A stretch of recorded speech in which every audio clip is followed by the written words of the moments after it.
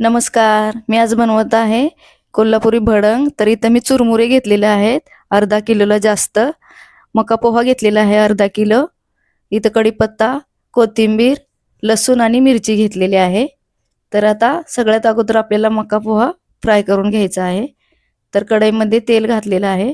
तेल गरम झालं की आपला मका पोहा छान तळून घ्यायचा आहे. तर इथं मी आता मका पोहा तळत आहे.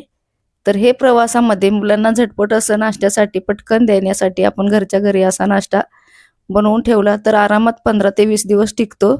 तर इथं मी एका पातेल्यात 2 मोठे चम्मच तेल गरम करण्यासाठी घातलेलं आहे. राई घातलेली आहे 1 मोठा चम्मच. जिरे घातलेले आहेत. आता ही जिरे आणि राई तडतडली की कढीपत्ता घालून झाकण दिलेलं आहे. तर फोडणी आपली तयार झालेली आहे. आता ह्याच्यामध्ये कट केलेल्या मिरच्या कुरकुरीत होईपर्यंत तळून घ्यायच्या आहेत. मिरची तळून झाली की आपण याच्यामध्ये कोथिंबीर आणि लसूण घालून ते आपल्याला फोडणी छान परतून घ्यायची आहे. तर आता फोडणी आपली तयार झालेली आहे. आता मी इथे 2 चम्मच हळद घातलेली आहे आणि चवीनुसार मीठ. तर एवढं साहित्य मी घातलेलं आहे याच्यामध्ये. तर फोडणी आपली तयार झाली की याच्यामध्ये आता हे चुरमुरे मिक्स करून घ्यायचे आहेत.